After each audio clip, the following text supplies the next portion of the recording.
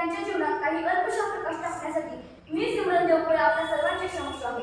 याचा 9वी मधील मी विद्यार्थिनी आज मी तुम्हाला कोण होते अण्णाभाऊ, कसं घडले अण्णाभाऊ आणि काय होता अण्णाभाऊंचा इतिहास याच्याबद्दल मला माहिती असणाऱ्या 4 गोष्टी तुम्हाला सांगण्याचा छोटासा प्रयत्न करणार आहे.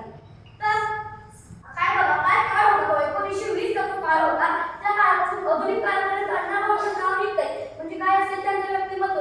अहो जर का तुम्ही विचार करायची गोष्ट आहे की एखादी व्यक्ती फक्त 1.5 दिवस शाळेमध्ये जाऊन 36 कादंबऱ्या, 14 लोकनाट्य, 13 कथासंग्रह व 77 ग्रंथांची निर्मिती करत असेल तर किती महान असेल ती व्यक्ती. आणि तो व्यवसाय जो आपल्याला आधुनिक काळात ऐकायला भेटतोय हे आपलं भाग्य.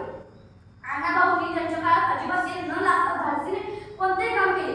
जेव्हा त्यांच्या शिक्षकांनी त्यांना शाळेत गेले छोटासा प्रश्न विचारला तो त्यांना आला नाही, तेव्हा त्यांनी फेकून मारलेली छडी अण्णाभाऊंच्या मस्तकात लागली. तिथून त्यांचे रक्त व्हायला लागले. तेव्हा ते पळत घरी गेले व त्यांच्या आईने त्यांना समजूत घातली. वालू आई त्यांच्या आईचं नाव होता.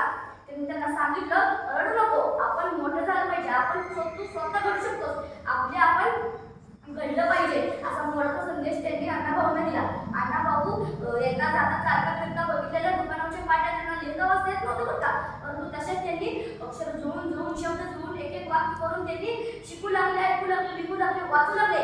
परत अण्णाभाऊंना माहित होतं एवढ्याशा वाटे गावामध्ये काही होणार नाही म्हणून ते मुंबईला गेले, पायी चालत गेले. काही वाहनाचा आसरा न घेता ते मुंबईला पायी चालत गेले. पायाला फोड उठले तर ते मानापुढे बघले की तसेच चालत राहिले. मुंबईला गेल्यावर भेटायला काम केले, कामगारांचे नेतृत्व केले. बघा अण्णाभाऊंची प्रगती कशी होती, कामगारांचे नेतृत्व त्यांनी केले. अण्णाभाऊ म्हणतात की ही पृथ्वी शेष नावाच्या मस्तकावर जडलेली नसून ही पृथ्वी कष्टकरी कामगारांच्या व शेतकऱ्यांच्या खात्यावर जडलेली आहे. त्या काळच्या काही अशिक्षित लोक होते ते म्हणत होते की काही पृथ्वी ही शेष नावाच्या मस्तकावर वगैरे जडलेली आहे. परंतु अण्णाभाऊ म्हणतात नाही, काय केले शेष नगर, काही नाही, परंतु या कामगार हे कष्टकरी कामगार हे शेतकरी करतात, मरतात, राबतात, कष्ट घेतात म्हणून ही पृथ्वी आहे, म्हणून हे जग चालते. असे अण्णाभाऊने आपल्या मनात स्पष्ट केले होते.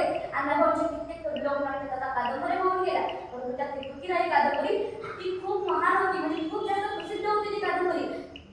हो आजकालच्या आधुनिक काळामध्ये 27 भाषा पण आपल्या जगात आहेत, हे ऐकायला सुद्धा आश्चर्य वाटतं. त्याच काळात त्या हुशार अण्णाभाऊंनी लिहिलेल्या तुकीराई